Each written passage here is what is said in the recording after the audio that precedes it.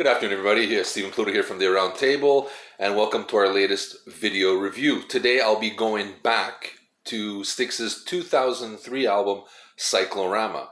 I decided to go back to that after listening to Crash to the Crown and The Mission again from STYX, and decided to give that album another listen.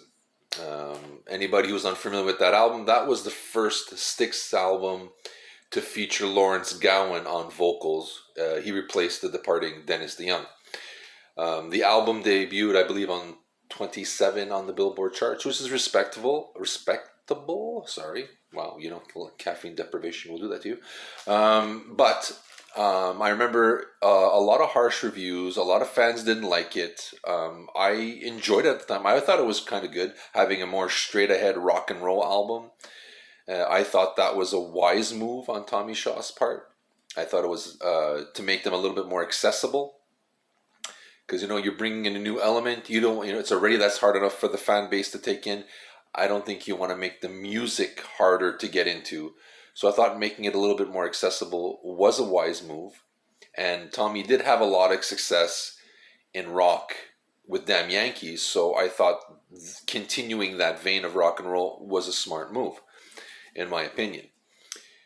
So going back again to the album, I thought it was good. I still think it's good.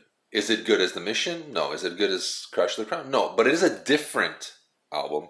But it's an album that had to be done. It shows that the band is moving forward. There's new blood in the band, so you have to change the sound. You know they can't do Dennis DeYoung if Dennis DeYoung is not there.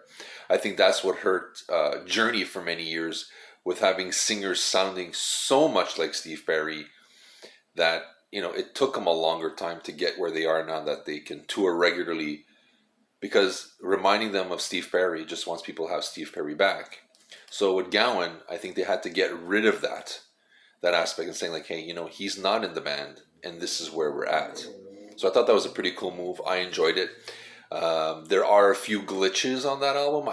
There's a song that's called Kiss Your Ass Goodbye, which sounds like Sum 41, which didn't work for me.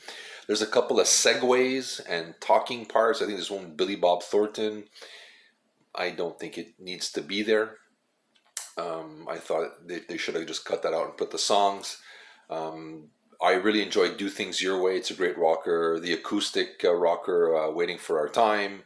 The prog rocker, One with Everything, I think still hold up today. They're still pretty good.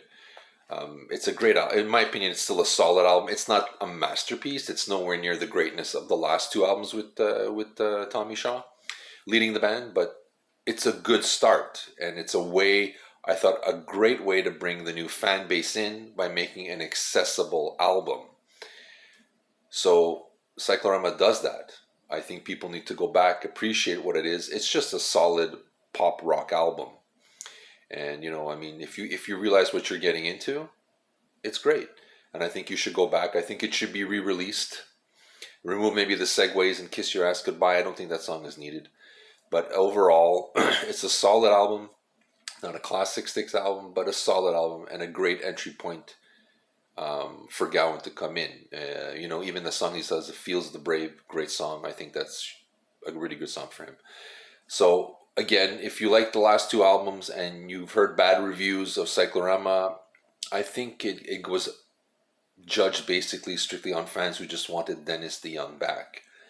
And I think that's unfair, because I think Gowan, he's from Canada. He's one of our artists. I've seen him live. He's talented. He can write songs. He can sing.